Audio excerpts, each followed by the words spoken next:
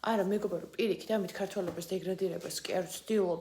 და ჩამოქვეითებას, ასე ვთქვათ, კავკასიელობაზე, ანუ ამით უბრალოდ ხაზს ვუსვამ იმას, რომ ჩვენი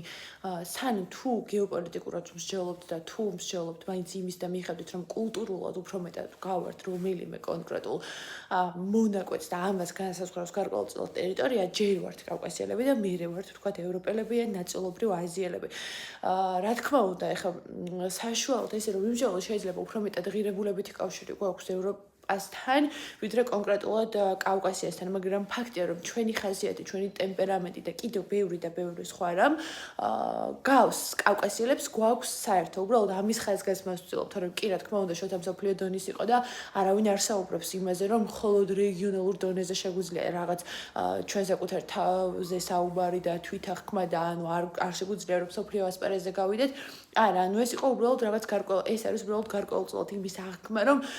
ჩვენ კიდევ ერთი მახასიათებელი გვაქვს, ანუ ჩვენ კიდევ რაღაც ჩვენებური ტემპერამენტი გვაქვს, რაც ახასიათებს უფრო მეტად კავკასიას.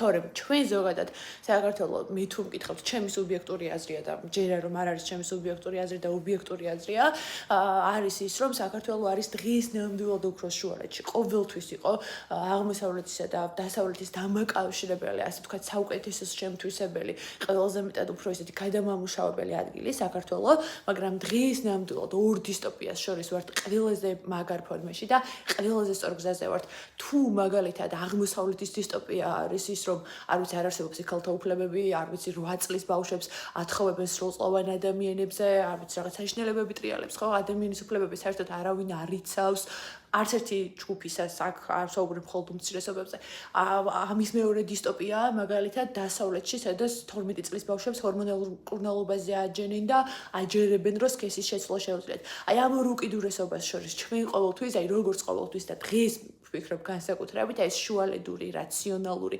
ადგილი გვიჭირავს და ამაში გვეხმარება ჩვენი რელიგია, ჩვენი წარსული და აი ამ ყოველფრის გარშემო ვერთიანდებით და არა ის რომ ეხა მაგალითად რაღაცა კავკასიელები ვართ და ან ჩვენი ვიწრო ჯგუფი ვართ და არ ვიცი მეტის მოთხოვნა თუ არ ვიცი ეს ნამდვილად არ მიგულისხმია.